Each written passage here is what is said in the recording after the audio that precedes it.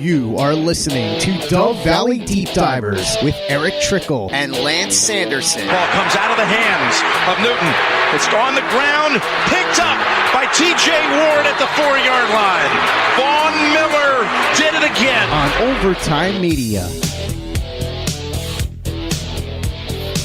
And it looks like we're live. We're going to let this stream kind of breathe for a second. Got green check marks across all platforms, so it looks like we're ready to go. Mile high hello, everybody in Broncos country, and welcome into another episode of the Dove Valley Deep Divers live podcast. I'm your host, Lance Sanderson, and joining me, as always, is my good friend and colleague, Erick Trickel. Erick, kind of an interesting week this last week. We had to skip our show on Friday. It's good to be back in our normal time slot, 6 p.m. Mountain Daylight Time. So, Erick, what's going on, man? How was your week this week? It was a pretty good week. Today's a little bit of a rough day just because of everything that happened 3 years ago. Yeah. That I just don't want to get into, but I'm super excited. We're having my daughter's 3rd birthday party on Sunday, and she's going to be turning 3 on Monday, so we're super excited for that. It's just been a long week dealing with a lot of stuff from work and family stuff and everything like that, but yeah, super excited. I'm really excited about this topic. It's a conversation that actually Nick and I have had quite a bit in our private chats and everything, and I'm super excited to get on here and talk about this in front of all of you guys, and of course talking about it with you, Lance. Yeah, we kind of talked about this briefly before we got going live, and I mean, I understand exactly where you're coming from with a lot of the stuff that you were saying, and I understand and I see that stuff going across the NFL, but I'm really kind of interested in learning a lot more about this one. I'm going to let Erick kind of take the reins on this episode today, and of course, what we're going to be talking about today is the 3-3-5 defense and how the Broncos can use that to manipulate and manufacture some pass pressure. They kind of started doing that towards the later end of the season last year. And the way the personnel that the Broncos have, the way it's going to line out, this is probably the best way to go about this. Now, before we get going, guys, just a couple of quick reminders.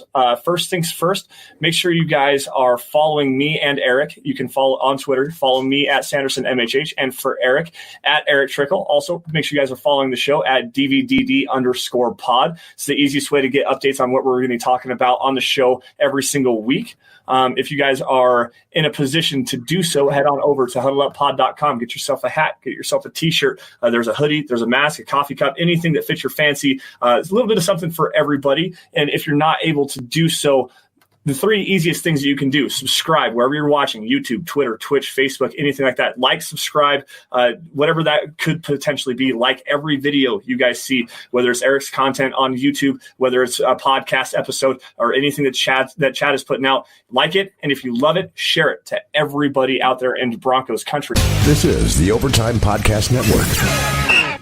Now, Erick, going back to this 3-3-5 defense here, what exactly are you kind of talking about here? So basically, the biggest thing is that going back to, it's actually starting in college, really. I mean, we're seeing in the NFL, we're seeing a lot of the stuff of spreading out the defense and basically using multiple receivers, like a lot of 11 personnel, to just target them. And teams are getting caught in their base packages of a 3-4 or 4-3 front, which just doesn't have enough defensive backs to really cope. Well, in college football, there's obviously the really prevalent air raid offense that's going around in Iowa State, and their brilliant defensive coaches there and just coaching staff in general there have basically made their 3-3-5 defense the air raid killer. And because the NFL is kind of adapting some of the stuff for offenses, we're starting to see now that teams are bringing that kind of defense into the NFL.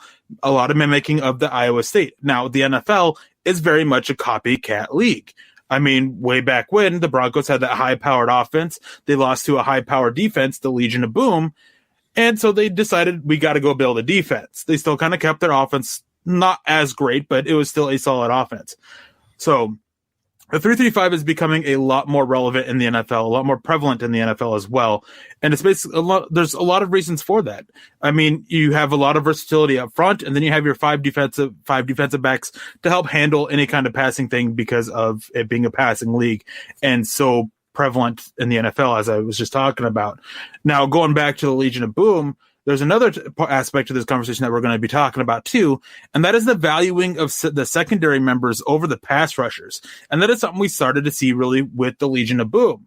I mean, they had a couple of solid pass rushers, but it was their secondary. That is, I mean, the Legion of Boom. I mean, everybody knows who that is. Richard Sherman, Cam Chancellor, all those great defensive backs that they had there. That's what made up the Legion of Boom, and they used the good pass rushers to help do that, but to help the pass rushers, they manufactured pressures. They schemed pressures to get after the quarterback to help out the Legion of Boom, and trusted the Legion of Boom to do such a good job. So there's a lot to this conversation that we're going to have. Don't worry, guys. You can always ask any kind of question if you guys want us to clear anything up. But that's basically it. We're going to be talking about multiple things. We're going to even spend a little bit of time talking about the bend but don't break defense, that type of mentality. But yeah, it's just what it all comes down to, except for the bend but don't break part. What it all comes down to is just kind of this adapting of NFL defenses to a 3-3-5 base, and just what all you can do from that. Yeah, and that's the biggest thing. We're seeing a lot more nickel defenses. That's where the 5 is in this. That's 5 cornerbacks or 5 defensive backs specifically on the field. Sometimes you might see a third safety. Sometimes you might see a single safety 4 cornerback look, something like that. There's a lot of versatility that can come with a 3-3-5 kind of a defense. Now, the way that it's really going to look, and Eric, correct me if I'm wrong here, you're looking at 3 down defensive linemen with their hand in the dirt, and you're looking at 3 linebackers. And usually one of those linebackers is going to be an extra pass rusher, especially considering what the Broncos are doing right now with Von Miller. Von Miller can play that linebacker position. He can cover a little bit. He did so in the Super Bowl 50, 2015, made a huge pass breakup against Jericho Cotchery down the right sideline. So he can cover, he can play out in the flat, but he's obviously the best as a pass rusher. So getting a linebacker that can come as another pass rusher, making it look like a 4-2-5, essentially, they're going to put Von Miller on the line of scrimmage in a 2-point stance, standing up, Bradley Chubb on the other side with his hand in the dirt. So you're getting 3 down linemen, 3 linebackers. Alexander Johnson's probably going to be one of those guys. Justin Sternod taking over for Todd Davis potentially as a coverage linebacker there. But then you're going to get those 5 defensive backs. And with the Broncos right now, that's the scary part of this whole thing, is what are those 5 defensive backs going to look like? Eric, do you have any insights on that right now?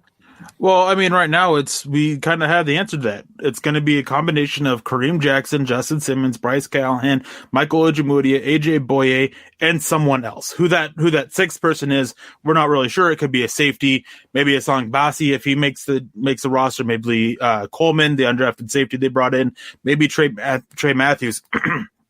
Sorry about that. Trey Marshall, yeah. It could be any one of those guys being that 6th guy to kind of sub in and rotate. But going back a little bit to the 3-3 part of that, typically that means 3 defensive linemen, 3 linebackers, but it just kind of varies team to team. Some teams are going more of a 4-2-5, some teams a 3-3-5. Basically, the biggest number to focus on is the 5 defensive backs. That's the key here, because some teams are going to look at going to this as, and this is going to be what the Broncos defense will look like mostly is a 4-2-5. You have your 2 edge rushers, you have your 2 defensive linemen, you have 2 linebackers. That's typically how you'd be looking at it. That's the easiest way to put it, and it doesn't matter if it's a 3-3-5 look. It doesn't matter if it's a 4-2-5 look. It's just you're going to have your 2 down linemen, your 2 rushers, and then your 2 linebackers with 5 defensive backs. That's the biggest thing here. And on this note, too, is the biggest thing that it does is it does help manufacture pressures in such a way because of the versatility you have with who you're bringing on a blitz. Now, one team that's really heading this way and trending this way is the Baltimore Ravens. They're a team that's using a lot of 5 defensive backs, and they're a team that's kind of making it somewhat the norm here, even though the New England Patriots deserve all credit. They're the ones who really brought this into the NFL. But the Ravens, they've been using this kind of mentality of manufacture pressure for a long time. There for a while, they didn't have great edge rushers outside of Terrell Suggs, so they would have to find ways to manufacture that extra pressure that they were getting. Well, the last 2 years, they have really upped that up. They've been like over 50% blitz rate over the last 2 years, which is just amazing. Mind you, their blitz percentage in 2018 was like 55%, and the league average was 24.1%. So that's just a huge, way over the league average for it. And they're doing this. And I mean, granted, a lot of it is coming from the nickel position, but they're just being able to just bring their pressure from everywhere because of how many options they have from just that defensive look they have.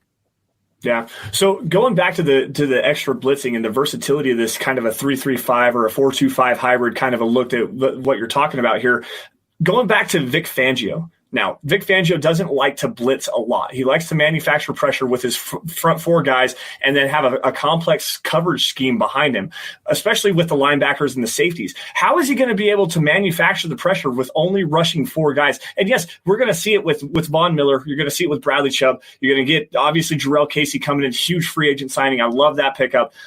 You've got Draymond Jones, who's projected to break out this year. I'm very high on Draymond Jones as well. Let's see, the other one, McTelvin, the rookie draft pick out of, Mississippi, right? I can't remember exactly. Sorry. But anyways, the front four guys, how are they going to be able to manufacture pressure without bringing the blitz on that? See, the big thing with Vic Fangio was, and this was a knock on him when the Broncos first hired him, was that he believes in winning with as few pass rushers as possible. Getting at 4 guys, even 3 guys, and dropping 8, 7, 8 into coverage. That's a big thing with him. But Denver last year, they started to use a little bit more blitzes. They started to use their nickel a little bit more and use these sub packages.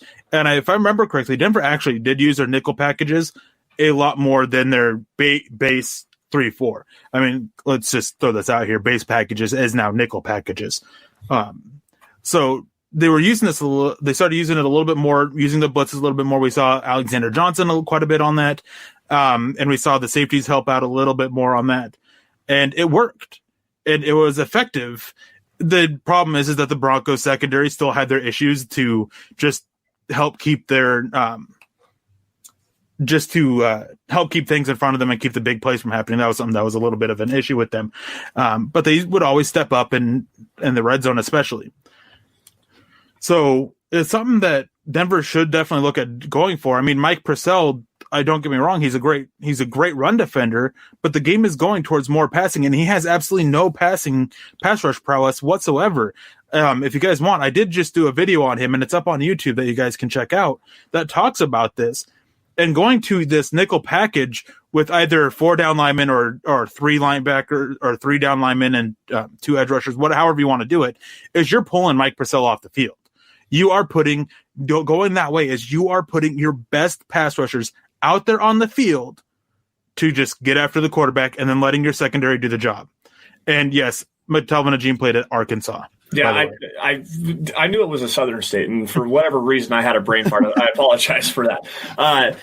No, it's just so, especially with Fangio and the way that he likes to use that match quarters, really complex coverage schemes, allowing these guys to really keep their eyes on the football more so than their man and everything. Just so complex for the quarterback to take a look at. I mean, you've seen it with Kyle Shanahan saying that this is a defense that's very complex. It's very hard to scheme against. Matt LaFleur said the exact same thing. Multiple offensive coaches have said that it's so complex, and it's specifically because of the coverage. Now, when you go back and you look at Vic Fangio, he found out a way to create pressure, even going back to San Francisco.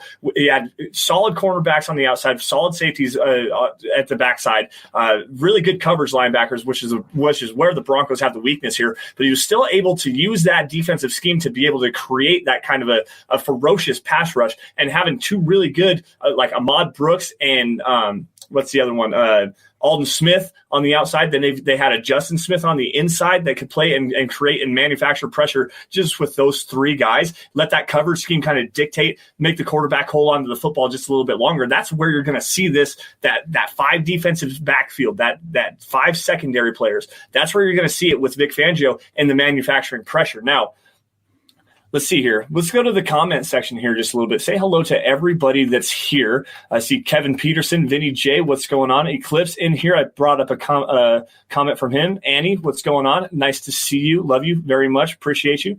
Bawana, obviously doing his thing. Now, let's see here. Oh, we got a super chat from Eclipse coming in. $5 super chat. Thank you, Eclipse. Appreciate you, man. Happy Friday, Deep Divers, my man. Never fickle on the nickel. Big pickle, Erick Trickel. Hashtag stay being. Hashtag let them hate. And I nailed that, by the way. So you did. I would have definitely struggled with that a little bit. Going back to the Broncos defense and letting the coverage kind of dictate how this goes, this was another thing that we kind of wanted to talk about for you guys tonight, was the whole aspect of this bend but don't break defense. Now, Erick, you kind of summed it up just a little bit before, but I'm going to let you go ahead and do this again. What is the true definition, and what are these people saying when they say a bend but don't break defense? So apparently there's a misconception out there about what a bend but don't break defense is, and that only certain teams use it. Well, the first things first is a bend but don't break defense is typically one that the whole point of it is to keep them out of the end zone. Obviously, you want to bend, you're fine to giving up yards, you're fine giving up some plays, but you want to keep them to 3 points or less. Turnovers are nice, turnovers aren't essential. Unlike me, apparently. But anyways, that's basically the main thing is you can let them dink and duck. You don't really want to give up big plays. That's kind of a kind of thing, but you don't mind them moving the ball, but you want to step up in the red zone. And that's what Denver's defense did last year. I mean, they were one of the best red zone defenses last year. I like ranking first in multiple categories and ranking 32nd in red zone field goals too, or 30th first or something like that. They're ranking towards the bottom, if not the bottom for it. So they definitely had that. But here's the other thing with it. Every team has this mentality. At some point in the game, every team uses a bend but don't break defense. It could either be for one drive towards the end of the game. It could be one drive towards the end of the first half. Some teams go to it every single drive at a certain point of the field. Some teams will go to it when the opposing offense gets into past the 50-yard line. Other teams past the 35-yard line, and other teams in the red zone. Going back to Wade Phillips, when he was with the Broncos, a lot of people don't realize this, but Denver's defense, almost every single drive that teams got within 35 yards of scoring a touchdown, it was immediately bend but don't break. Is you can give up the underneath stuff, do not give up the touchdown. That was a big philosophy with Wade Phillips, and it still is even today when he was or even last year when he was with the Rams. It was a big thing with Wade Phillips. It has always been a thing with Wade Phillips. With Vic Fangio, we typically see it happen a little bit more often about the red zone point, which goes with what the statistical evidence says with the Broncos last year, is that it was about the 20-yard line, which is typical with him and his defenses, although there were signs of them using it a little bit like later in games. I mean, everybody knows that Chicago game, that final drive of Chicago's, where they absolutely botched that bull crap call on Bradley Chubb, but that's a whole other argument to have.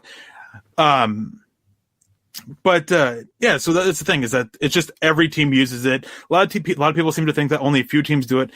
And don't get me wrong, I absolutely hate the bend but don't break mentality, but every team, they use it, and every team, it's effective to some degree. It's a matter of timing. And the thing is too, is what's absolutely killer is if your bend but don't break defense breaks. That is absolutely devastating, and we saw that happen quite a few times with Denver last year. But they were an effective bend but don't break defense. This is the Overtime Podcast Network.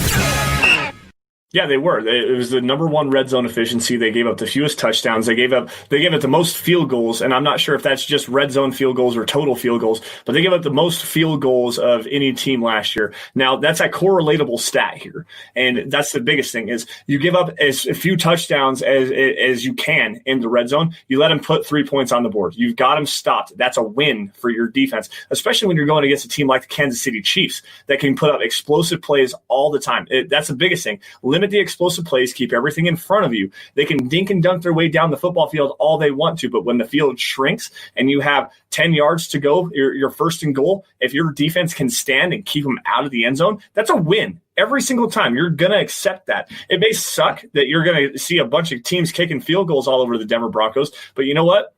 If the Broncos have an offense that's capable of keeping up and scoring points right back, they can go back. They can, again, go down, march down the field, dink and dunk their way down, put up a field goal, keep the game tied, or they can put it into the end zone. And that's where the Broncos defense has the upper hand there. Now, it's kind of an interesting way of talking about that because the Broncos did have a lot of they bent a lot.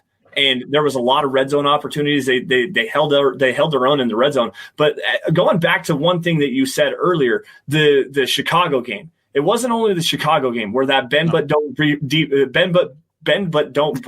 Man, this is a bad show. It's a tongue twister, man. A hard one. But anyways, the bend but don't break defense failed the Broncos multiple times last year, especially in the first 5 games, 6 games, where they had the Jacksonville game where they let the Jacksonville Jaguars continue, and they had that explosive play by Leonard Fournette. Let me expose that one really fast. But the Jaguars game, That team, the Broncos were up big in the first half. Let the Jaguars just continue to march it down the field, shove it down their throat, come back and kick a game winner. You have the Chicago Bears game. You have the Indianapolis game. You have the Minnesota Vikings game, where every single time that bend but don't break defense broke. And a lot of that comes back to the big explosive plays. Leonard Fournette, 75-yard touchdown run. The huge pass to Stephon Diggs. Kirk Cousins to Stephon Diggs. That I believe that was one that it either gave the Vikings the lead or brought it to within 7. Like the huge explosive plays that you saw, and then the dumb, boneheaded penalties on the defensive side of the football. The Bradley Chubb call, there was another unnecessary roughness call against the Indianapolis Colts. Like, that is where the bend but don't break defense is actually a bad thing. That's where you need to pin your ears back and go and manufacture pressure by yourself. Don't let the defense, you need to bring some extra pressure, bring the blitz, and stuff that Vic Fangio doesn't like to do. But here's the thing with that. You mentioned all those games and everything, but when those happen, were the Broncos really using that bend but don't break mentality, or were they using their base? See, on that one thing where, I already mentioned it too, is that Denver, more often than not, they weren't in a bend but don't break mentality until they got into the red zone. So on that one where Leonard Fournette had that huge drive, or that huge run, it wasn't a bend but don't break defense. It was their normal style mentality defense. Now, that last drive against Chicago, that was because they wanted to make sure they didn't get down and score. They were fine allowing small plays, but they ended up allowing that one big play after that Bradley Chubb thing. So that one works. And I think it was the final drive against the Jaguars also works with that too. Maybe not, though. I can't remember for sure. I know I went and looked into this a little bit over the week.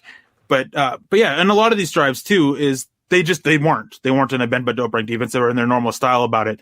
But that just goes to show that there was a lot more issues with this Broncos defense last year than a lot of people want to add up to.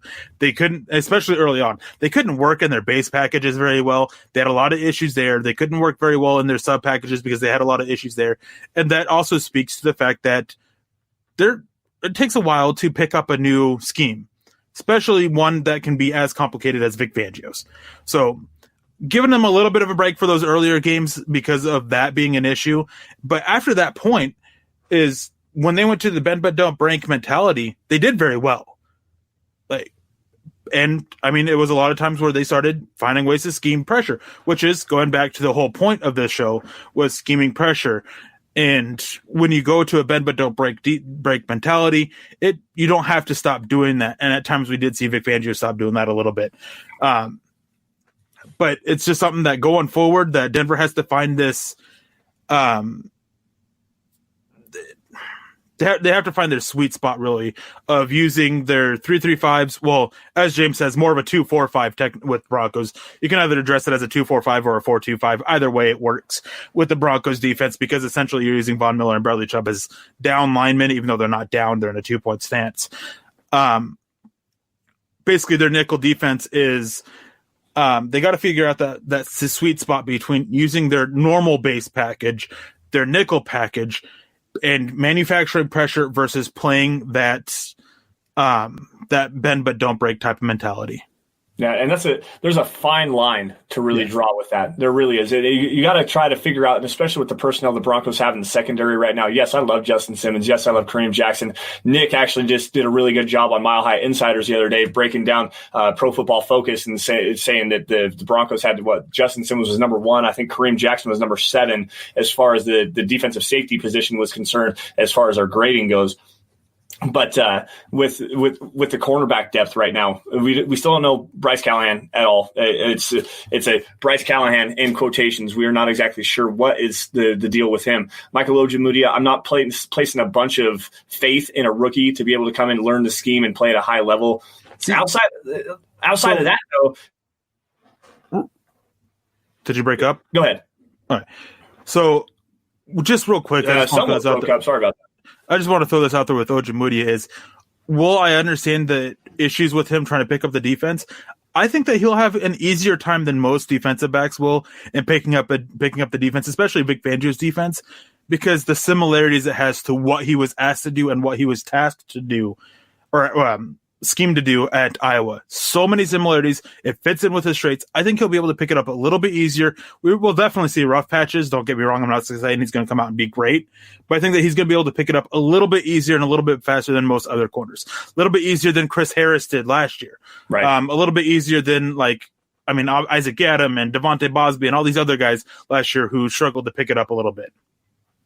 No, that's my thing though. Is you don't know how these fringe kind of guys are going to, Devontae Bosby, Isaac Adam, Devontae Harris as well, Duke Dawson. You don't know how those guys are going to adapt and kind of grow within this system. So usually you see with Vic Fangio, the year 2 jump with Vic Fangio's defenses is always the biggest one, and because it is so complex the first time that people actually get to see it. These players it's very complex verbiage, very complex scheme design, everything like that. So it takes time. These are professional athletes. It still takes them some time to learn all this kind of stuff. They're human beings too. So we're going to see a jump with year 2. I just don't know if the Broncos actually have the talent that is necessary to be able to run something like that. And that's a hard thing to really kind of project right now. And I'm not exactly, you got the safeties. The cornerback depth is absolutely atrocious right now.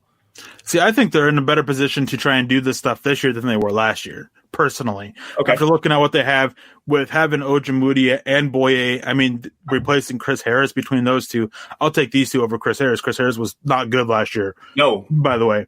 And, but yeah, and then I really want to see, we always talk about the coaching and how coaching has to adapt and everything, adapt to the players. Well, the players that the Broncos have, it actually suggests adapting more of this nickel in it, and that's what Vic Fangio was starting to do last year. So I hope we continue to see that, and I hope we continue to see him find ways to manufacture pressure, especially with Bradley Chubb coming off an injury, and how poorly Von Miller was last year overall. Yep. He had some bright moments. He still got a lot of pressures and everything, but we got to get sacks, and we also want to see what they do to help generate turnovers. If you want to beat the Kansas City Chiefs, you got to take the ball away because they're going to score points on you. So we got to see these things from this Broncos defense, and I'm curious to see what happens this year with it. It's basically outside of Drew Lock and seeing what he'd take, the step forward he takes. This defense, seeing what they're able to do, that is the thing I'm most anxious for.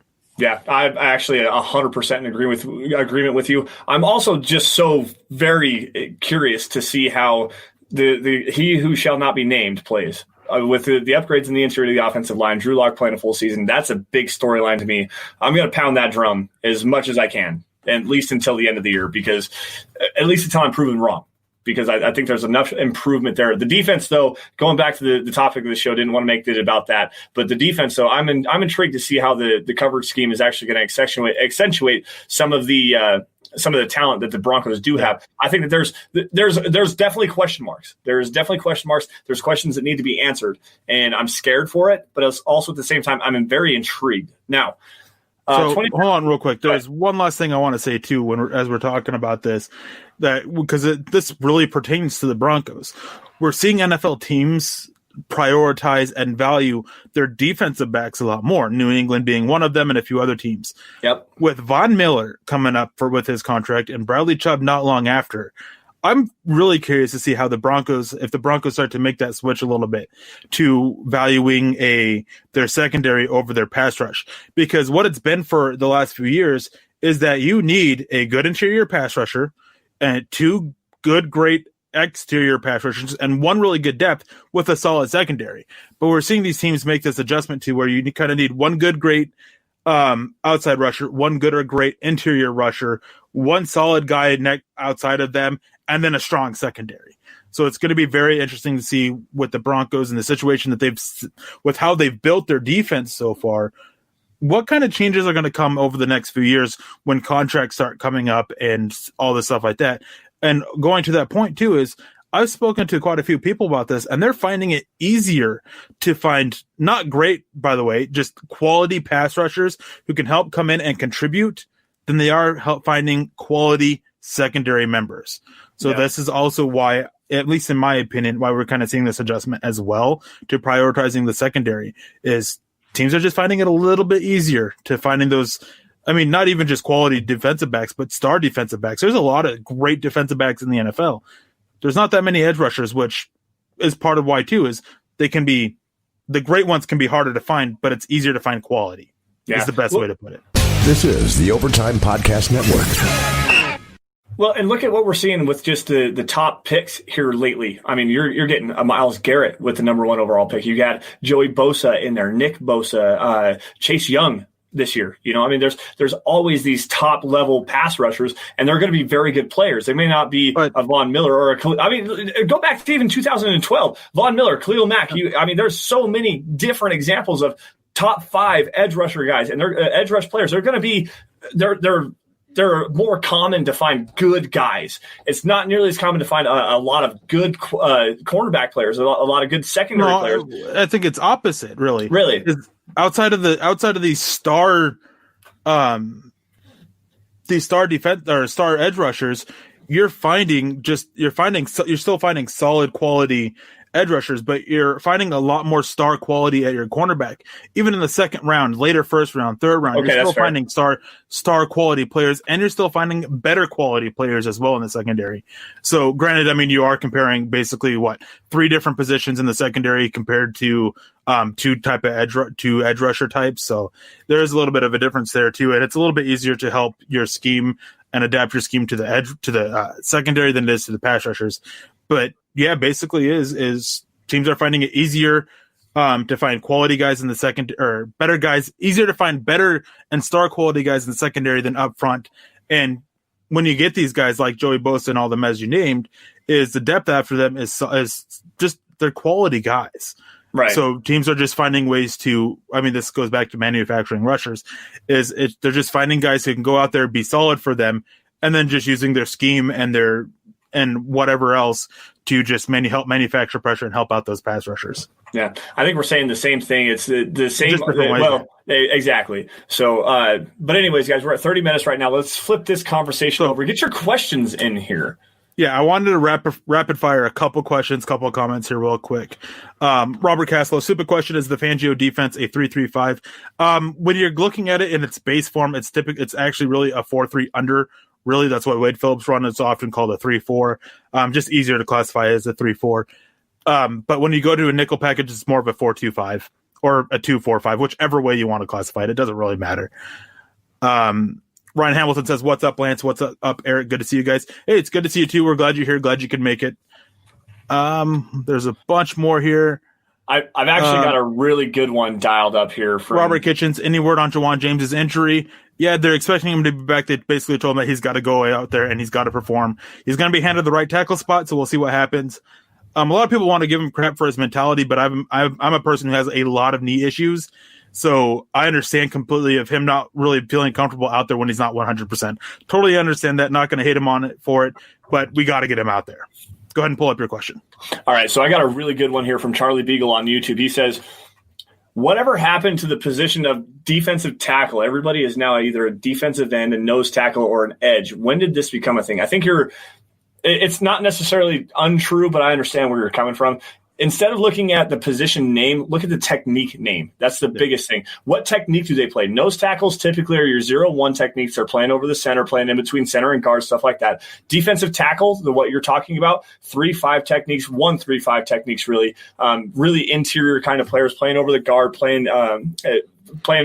between guard and center, over the top of the guard, between guard and tackle. And then you have defensive ends that play between guard and tackle, face up and against the tackle, and then out the outside shade. There's 0, 1, 3, 5, 6, 7, 9, or 0, 1, 3. Yeah. You have 0, 1, you have your 4 technique, your 4-eye technique, your 5 technique, your 3 technique, your 3-eye technique, your 6 technique, your 7 technique, your 9 technique, and then your and then a bunch of that basically that it is.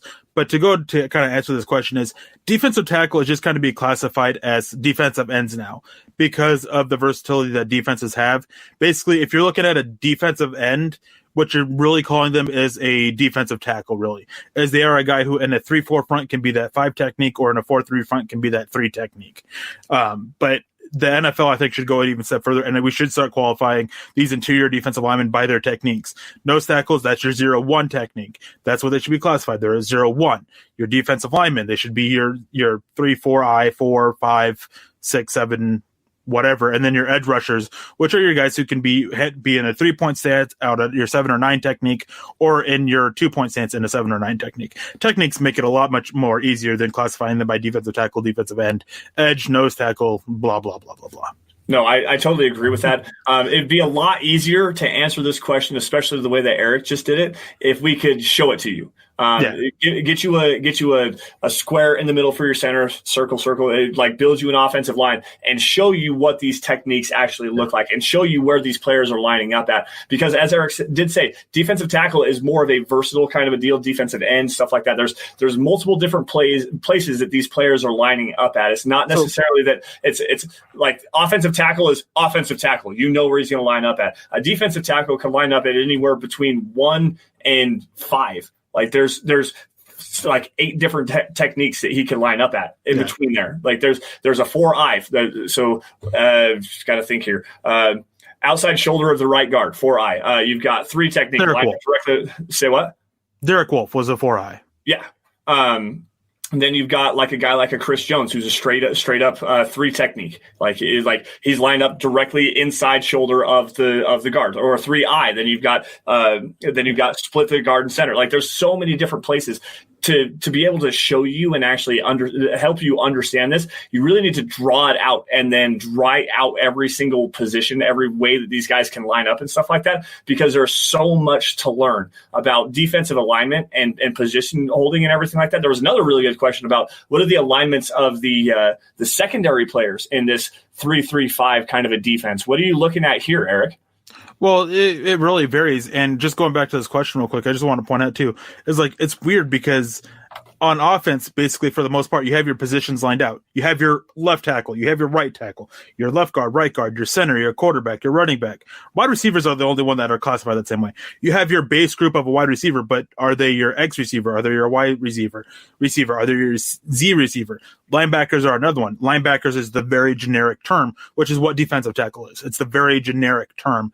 But then with your inside your linebackers, you have your will linebacker, your SILB linebacker, your will linebacker, your strong side linebacker, your there's another one too I'm missing. But it's just a very defensive tackle is just a basic generic listing of that. Now, as for your question with the alignments for the secondary, it can really depend. One very common one is you're dropping in a third safety who's either playing in the nickel or playing in the box a little bit, but you can also have just a slot corner there. That's typically where I would think that the Broncos would go with Bryce Callahan being that nickel corner over a safety, especially now that they've lost Will Parks. Will Parks was basically that role last year, dropping down to the nickel when he was healthy and out there playing for them. So it really just depends. Typically, you have your 2 safeties and a double high, and then your 2 boundary corners, and then your nickel somewhere. Yeah, a nickel typically in the slot somewhere, and that's where Chris Harris Jr. lined up, especially when the Broncos went into the nickel, was that slot coverage cornerback. Asang Bassi is a very intriguing one for the Broncos right now, looking right there to fill that Will Partial, as you said. Kareem Jackson also plays very well in the slot. I liked Kareem Jackson in the slot as well, especially using his ability as a blitzer to come when the Broncos did actually ask him to blitz. He's a very good run filler out of the slot as well. I did like to see him coming from that double high safety look and crash down in the line. Crash down towards the line of scrimmage as a run fill safety, but at the same time, that's such a versatile chess piece. Your nickel defensive back should be able to play a lot of that. You should be able to play that safety position, be able to play in the slot. Honestly, you should be able to line up on the outside as well, because you never know. You might get a motion across, a rocket motion where the outside cornerback, if they're a man, they're moving across the formation. Now you've got a slot guy playing the boundary. He's the only guy on the outside. He has to play that boundary. So you have to have a nickel defensive back has to be able to do all of that stuff. So yeah. So back to rapid firing a few questions here. I'm slowly working my way down, Lance, if you kind of want to keep track of what the newer comments are saying. Want to ask, would it be easier for would a 3-4 or 4-3 be easier to transition to a 3-3-5? Really, neither is easier, neither is harder.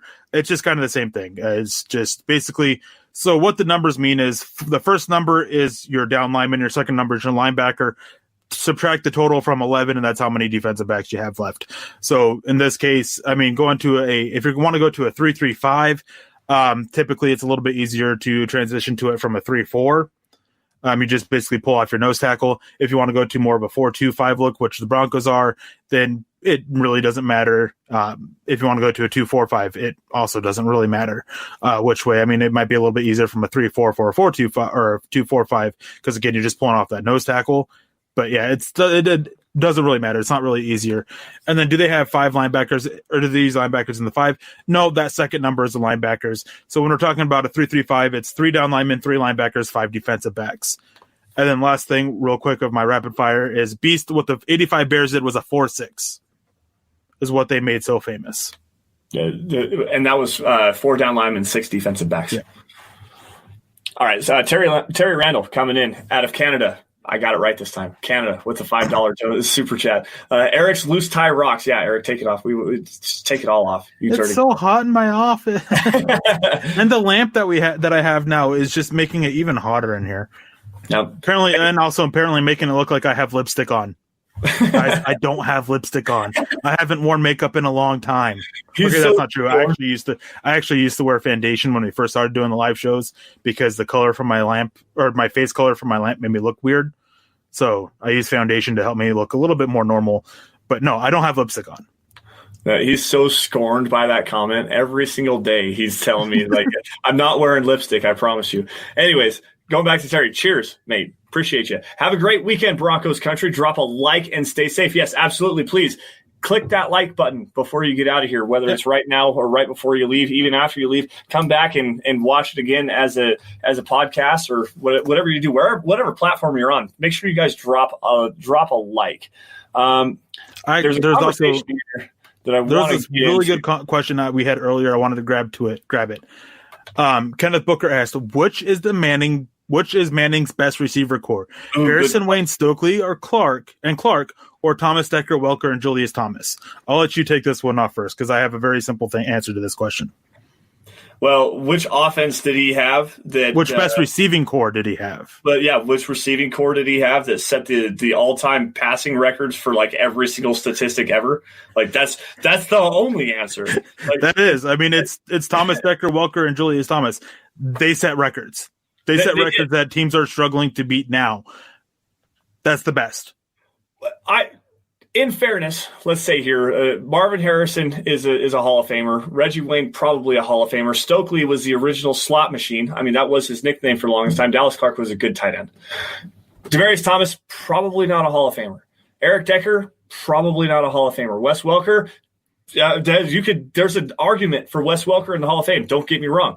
Rod Smith should get in first, but Wes Welker at least has the argument. And Julius Thomas was elite at what he did, but he was not a very good tight end. So I could understand if you're going to do a semantics type of argument, but plain and simple, guys, you don't set the most passing touchdowns, the most passing yards, the most points scored by any other team in NFL history without Erick Decker, Demaryius Thomas, Julius Thomas, and Wes Welker. And that is Peyton Manning's best receiving core ever. There's no question. Yeah. Charlie coming in. How do guys from Wyoming and Alaska get to be doing this? We've known each other for a few years now, actually. And the internet is a glorious thing. So, actually, it's a very long story for me that goes back 6-7 years now. Quite frankly, how I was brought in to do this and how I got to here where I am now.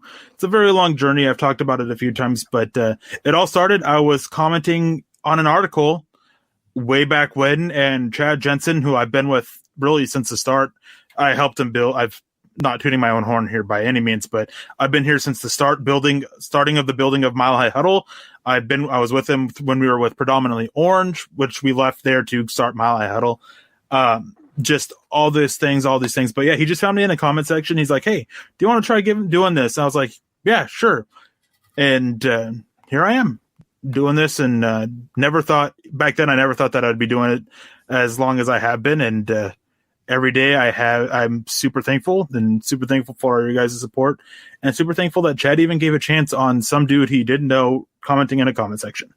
No, I'm actually with you on that one. So if you guys have followed me, I know James knows who I am personally, but I started off on Mile High Report as just a commenter and started doing some fan posts and writing some stuff like that. Got some stuff shared out to the front page. But the big thing was I do a fan-driven mock draft almost every year. I didn't get to it this year. It just didn't feel right. For some reason, I got to the end of it. I was like, I don't like it. It just didn't feel right. But anyways, so I was promoting that on my social media. I got a requested interview from Mark Stout and Ray Crockett on Orange and Blue 760 when that was still a thing. And it grew. I put in the work, and I worked hard. Had created my own thing that was very popular. I mean, I had the one that I did for Mile High Huddle a couple of years ago had over 618,000 page views. 618,000 people saw it. It was the number 3 mock draft on Google Doc. If you Googled NFL draft, it was the number 3 article on Google for a week. So it's grown into something massive, and to get to know Erick and to become friends with him is really the biggest thing. Is Erick came to me and said, "Hey, I appreciate your takes. I would like to start a podcast with you," and that's really how it worked. My life. Mistake in your life. No, where you went wrong was when I asked if I could join you guys for the mock drafts that you and Nick and Carl were doing, and you said, "Yeah, absolutely." So I joined in the group chat, and that's where it really went wrong. But no, that's kind of how you get into something like this. But and what Lance doesn't say is that before we brought him on, my opinion was asked about it. Just so you know. So Lance may not realize this, but I've been backing him ever since he started with us. Yeah. Hey, you know what? I appreciate that. I definitely appreciate that. All right, let's see here. See if we can't get to some of these other questions. This is actually a good one from Robert Caslow. Hold on here. Who has the best secondary in the AFC West besides the Chargers? Because that's pretty much a foregone conclusion. I don't know, dude. Tyrann Mathieu, the Chiefs brought everybody back. That Chiefs secondary, when they did go to the 3-3-5, like we were talking about, you and I mentioned this earlier. They didn't bring everybody back. They lost a couple people in that secondary. In that secondary, they still had struggles, and their depth there is still atrocious.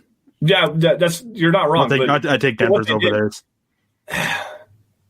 Tyrann Mathieu. Well, Justin Simmons cancels that one out. Tyrann Mathieu was playing such good football. And who knows if Bashaud Breeland's going to play too with everything that's going on with him. Yeah, that's true. I forgot about that. Okay. I'll say this. It's definitely not Oakland or Las Vegas. Sorry. Wherever the hell. Whatever they want to be next week. Yeah, okay. I don't care. To hell with the Raiders. That's why what?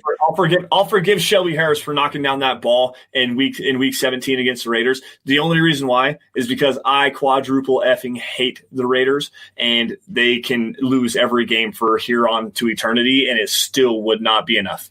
So we just got the most important question ever, and it's from James Campbell. How are we going to convince Nick Kendall to watch Futurama? I don't know. I have been trying for years. There is something with him that he just refuses to watch Futurama.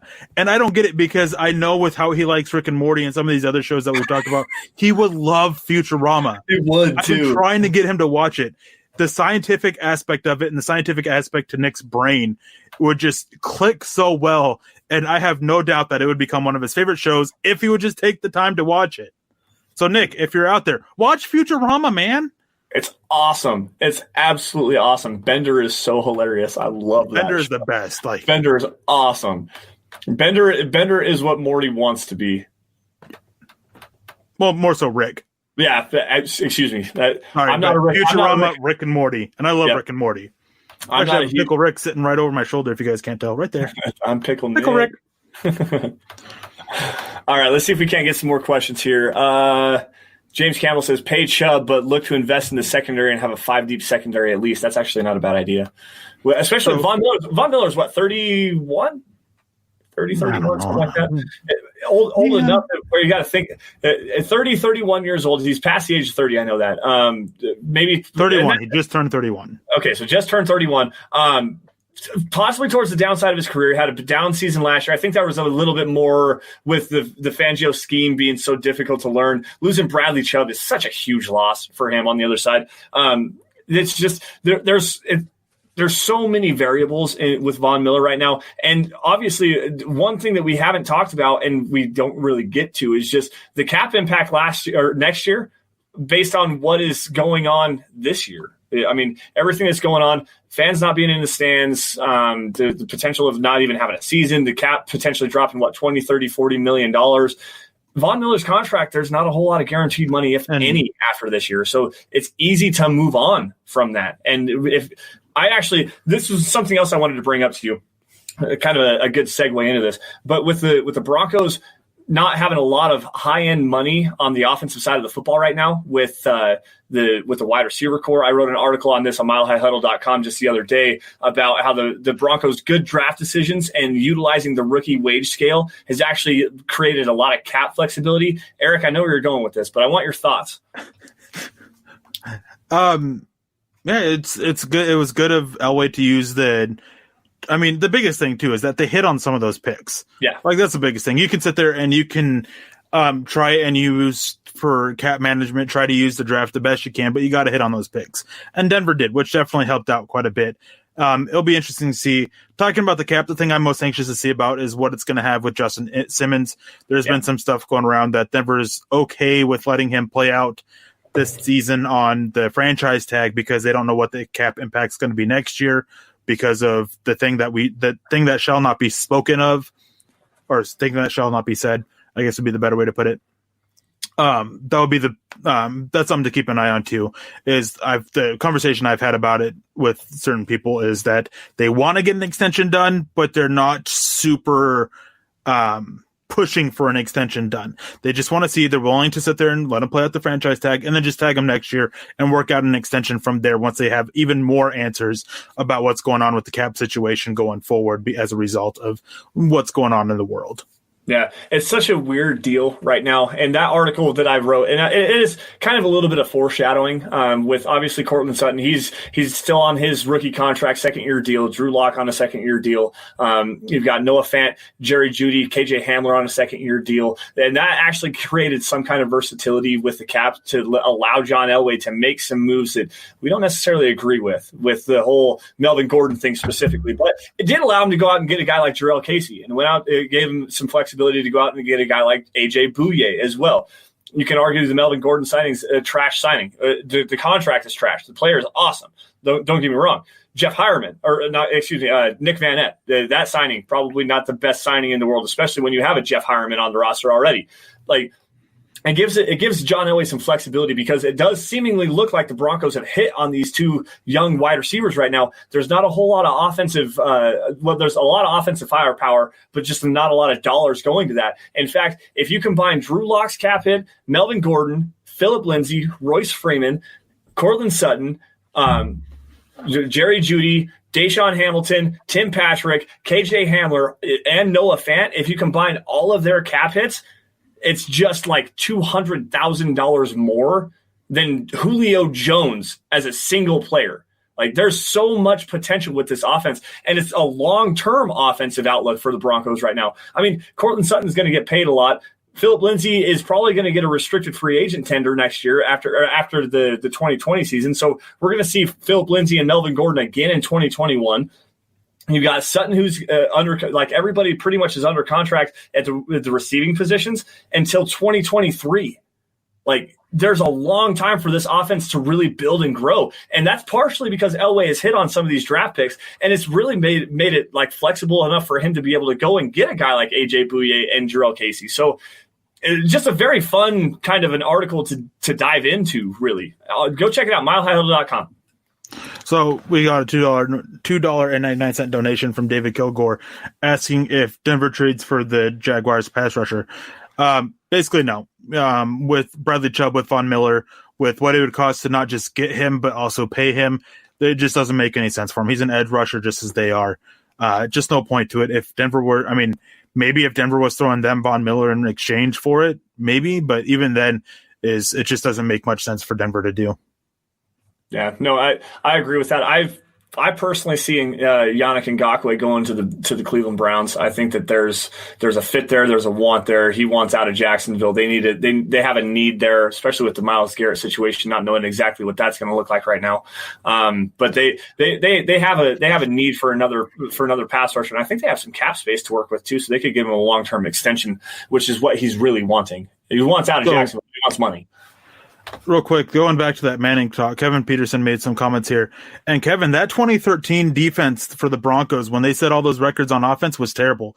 It was a bottom 3 unit in the NFL in a lot of statistical categories and just struggled consistently. That was the year that Von Miller was suspended, then got hurt. Derek Wolfe had all of his health issues. The secondary was absolutely atrocious with Champ Bailey dealing with all of his injuries. I mean, that defense rivaled some of the defenses that the Colts put out there, yet the Broncos offense still set records. Now, Harrison Wayne, are they head and shoulders above Thomas and Decker? Sure. I'll make no arguments about there.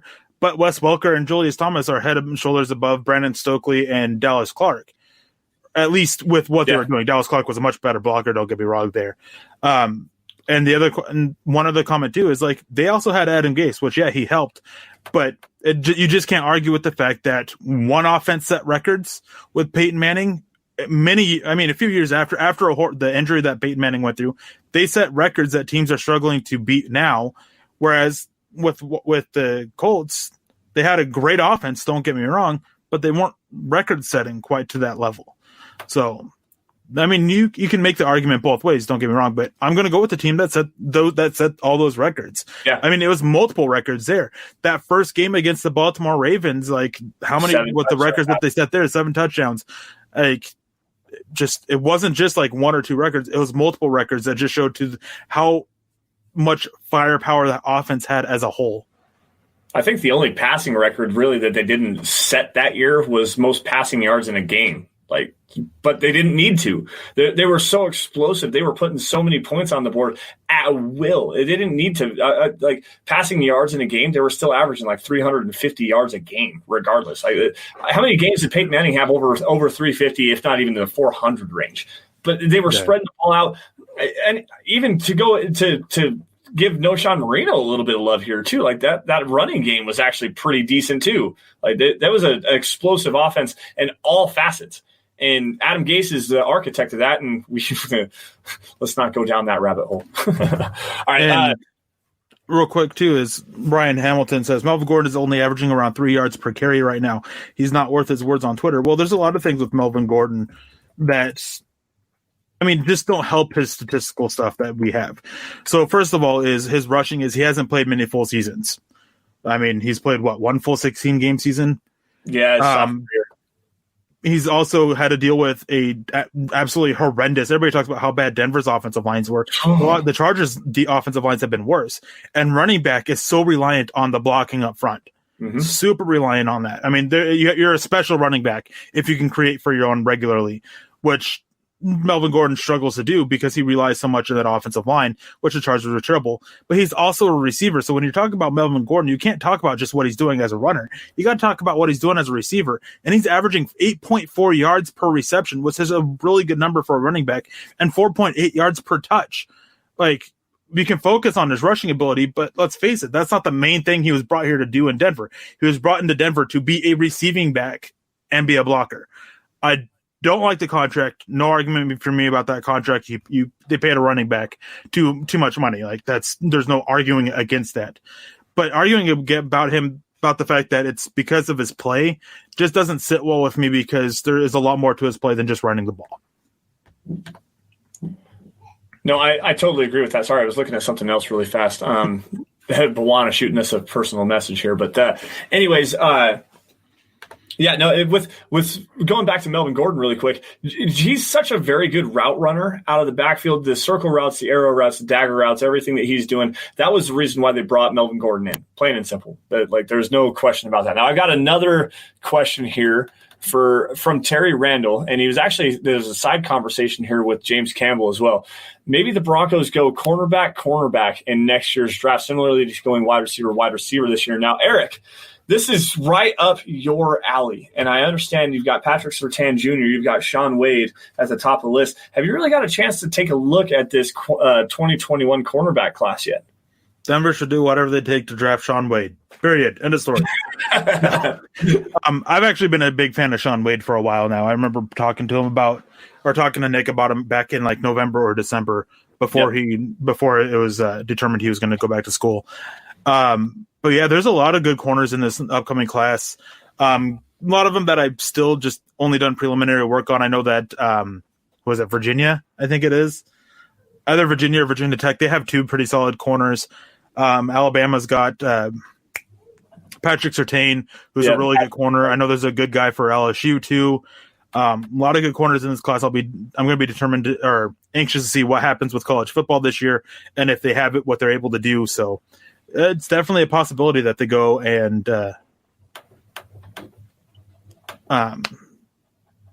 go back-to-back corners like they did wide receivers. Yeah, I wouldn't hate them if they did it. I've made it pretty well publicly known that I'm very sketchy on this cornerback depth. You might change my mind just a little bit. I'll have to go back and watch just a little bit more, and I'm really anxious to see what it looks like. But still, the cornerback depth on this team, that goes into the hypothetical question of going back to Melvin Gordon and his words on Twitter.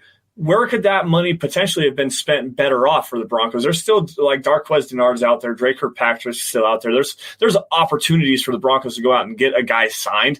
I wonder if a lot of that is like stringent upon what's going on in the world, not being able to travel, getting people in for physical stuff like that. That might be a big thing there. But given Melvin Gordon, $8 million a year over 2 years, $11 million on the cap right now, could you have given that to a cornerback right now and help bolster this defense? Give it to Chris Harris Jr. even. Chris Harris Jr. wasn't coming back, so that whole argument's pointless. But yeah, you could have definitely gone and give it to a different defensive back, definitely. But yeah, just real quick is James. I know Stingley's not eligible, but Kerry Vincent is, and Kerry Vincent is actually a very capable corner as well. That Stingley guy looks really intriguing too. I've heard a lot about it. He looks really good. And then, can't we say that they sat back and prevent when we're up by 21 points? Denver's defense was actually very aggressive throughout the rest of in the second half, a lot more aggressive than they were in the first half. So that we can't really say they sat back and prevent.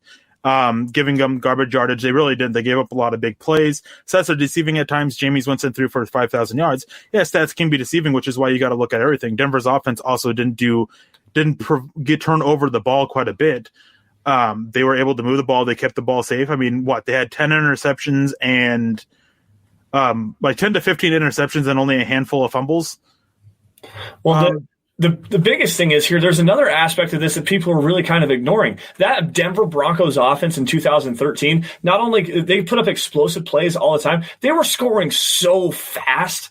Watch the Dallas Cowboys game. They put up 51 points, man. Like they were scoring as fast as they could move down the field and putting the defense back on the field in less than 3 minutes. Like seriously, there were so many times where the Broncos offense would score a touchdown just that fast, instantaneously. They're marching right up and down the field, and they're putting the ball in the end zone and putting the defense back on the field. There's something to be said about that. Look at Kansas City's defense. How good was that offense last year? They put up a whole pile of points, and Kansas City's defense gave up a massive amount of yards. They held tough when it mattered. They were a bend but don't break defense, but they gave up a lot of yards because, I mean, Tyreek, they go on so let's say the Broncos, just hypothetically speaking, go on a 15-play drive and they punch it into the end zone. The defense has been out there the entire time. Patrick Mahomes comes out and hits Tyreek Hill for a 75-yard touchdown on the first play. Guess who's back on the field? The defense. And now they're tired. They have to come back and they have to try to stop this Broncos offense again. That happened so often in 2013 with the Denver Broncos offense.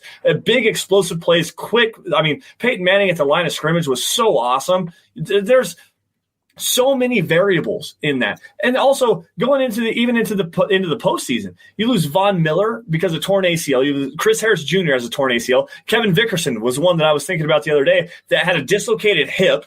I mean, Terrence Knighton wasn't playing very good football without Kevin Vickerson by his side. Who else was hurt? Champ Bailey had a Liz Frank injury, tried to play through it, was playing awful football. There's so many different variables into this. Raheem Moore played safety. Are you kidding me? Good gracious, stop. And real quick before we get out of here, I'm just going to address these two comments from Ryan because we were talking about Melvin Gordon there for a little bit. Rushing was subpar, but again, it just goes back to the offensive line. That Chargers offensive line has been terrible for so many years that they actually had to look and poach guys from Denver's offensive line to try and improve their offensive line. Yeah. So, yeah, he's not going to be able to perform because of how terrible they are.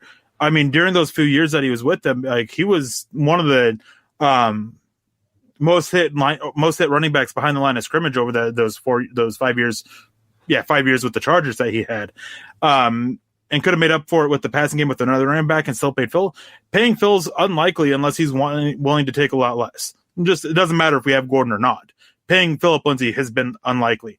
And he's not lazy. He's out there. He's doing stuff. He does stuff on his own. Just because you're not doing stuff with the team doesn't mean you're lazy. And as for making up for it in the passing game with another back, who? Are you going to use a draft pick on it? I mean, Denver's draft was actually pretty good. So as much as I pounded the table beforehand for trying to draft Clyde Edwards-Helaire, who went a little bit earlier than I expected, or drafting one of the other pass-catching backs, like you got one of the best pass-catching backs in the NFL. You can't really make that up. Bryce Freeman, he was the best Broncos pass catcher last year at the running back position, and he was just solid. So, I mean, a lot of teams, when they find that pass catching receiver or running back, they don't let them go. They try to hold on to him. And Denver had a chance. Denver went out and got him. I don't like the contract, but the player is fine. Yeah, the player is absolutely fine. And I want to bounce off a point here. And I kind of said it earlier with Philip Lindsay, and this is going to sound very bad coming out of my mouth right now. John Elway doesn't owe Philip Lindsay anything.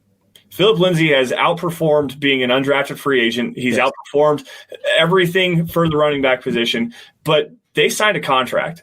And Philip Lindsay, as an undrafted free agent, is making the rookie minimum, and it's going to continue to be that way. John Elway does not owe Philip Lindsay a dime any more than what he is already going to pay him, which is $755,000 for this year. Sorry, I'm not sorry. That is a fact. John Elway used Philip Lindsay, and they got back-to-back 1,000-yard seasons out of him. But the reason why they were able to go out and sign a Melvin Gordon, first off, he's a superior player to Philip Lindsay. I'm sorry, he's a better receiver. He's a better runner between the tackles. Philip Lindsay is awesome. I love the guy. I love the story. Everything like that is fine. Melvin Gordon's a better running back. He's a better all-around player. There's no debating that. They also had the cap space and the ability to do so because they had a need to upgrade the running back position, but they also have so many young pass-catching weapons. I just broke it down for you just a few minutes ago. They don't owe Philip Lindsay anything. And like I said earlier, they're probably going to give him that same deal as CJ Anderson.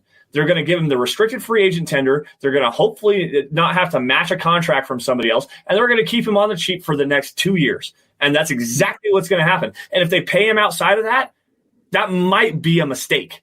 Sorry. And here's a couple of good points from James. I've always said Gordon will complement Philip Lindsay. Oh, sorry. And elevate him. Challenge PL to get better on passing downs, running routes, catching the ball cleanly. Took a potential top 100 need off the board, which is very true. I mean, Denver had a huge need to get more out of the running backs. Philip Lindsay, as James also mentions in another comment, is a one-dimensional back. He's a good runner. He's not a great runner by any means, but he's a very good runner, and he doesn't offer any pass blocking ability. He doesn't offer any receiving ability out of the backfield, really. I mean, I'll be kind of curious to see how much his hands improve, I got a lot of heat last year because I said his hands weren't that great. He had multiple drops, and he was dealing with an wrist injury, so I'll be curious to see how much that impacted it. But he's got a lot of growing to do. If he improves as a pass catcher, Austin Eckler money would be a very fair deal for him. Yeah, but I'm not going more than that, just because we don't know how long that will continue. And also another factor too is he came into the NFL with a lot of touches already. So how much longer does he have left at that level? It's been proven time and time again, with very few exceptions, that having a lot of touches in college leads to shorter NFL careers because you're just so worn down. So it's one thing I'm anxious to see. It's nothing against Philip Lindsay. I absolutely love him. I love what he's doing. But yeah, I mean, there's definitely concerns about it. And you have to look at what the Broncos as a whole, if you're a fan of them, you can't be a fan of a player. And I love the Broncos, and I mean, I love Philip Lindsay and what he's done, but the Broncos come first for me. Yeah, no, absolutely. I think that's probably a pretty good place to wrap this up for today.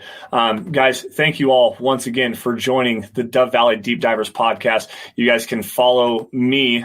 Well, first off, follow the show so I can get the banner right. Follow the show at DVDD_pod. It's the easiest way to keep your fingers on the pulse of what we're doing, what we're going to be talking about for this week's episode. Also, follow me at Sanderson MHH and for Erick at Erick Trickel.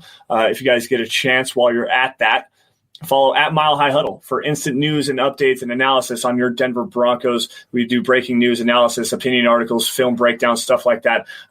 Every single day, a lot of great content, not only from Erick, myself, a little bit more often here lately. Nick, Carl, Chad, everybody. Keith Cummins coming in from Scotland. You've got Luke as well. Everybody's putting all their written content up there. Also at Mile High Huddle on Twitter, you get the updates on what's going on with the at Huddle Up Pod. Make sure you're following that. That's the mother account for the podcast network. Easiest way to make sure you're keeping in touch with all of the Mile High Huddle podcasts. If you guys are financially able to do so, head on over to huddleuppod.com. Get yourself a hat, get yourself a T-shirt, coffee cup mug. You've got face masks, hoodies, everything for everybody. And if you're not able to do so, the 3 easiest ways that you can help grow the show and support the show in the easiest way possible. First things first, subscribe wherever you're watching. Like every video that you see. And if you love what we're doing, share it out to everybody. Now, Eric, before we get out of here, any last words? Yeah. Well, first of all, James, thank you for your donation and everything. You're always such an awesome supporter for the show. Yeah, absolutely. And we're glad you think we're the best show ever. I mean, we're very happy to hear that. It's something that I definitely don't rub it into Nick every single day, every single chance. Not once. Never. But no, we appreciate you, James, and thank you so much for your donation. But yeah, not much really to say. I'm just can't wait to be back next week and talking about football and everything like that. Yeah, we'll see if we can't get a topic that's going to be a little bit more comment friendly and drive some stuff. No, but for real, before we get out of here, James, link up with us. You know where to find us. We'd love to get you on a show if we can get it the time right. You've been such a tremendous support of the show, not only our show, Building the Broncos, the Huddle Up Show, Mile High Insiders, also as the Facebook administrator for the Mile High Huddle Super Fan Group. We'd love to get you on a show. We're going to put that out there right now for everybody. But anyways, guys, that's going to do it for the Dove Valley Deep Divers Live podcast tonight. You all stay safe. Take care. Mile High salute to our Super Chat superstars. We will see you all next week.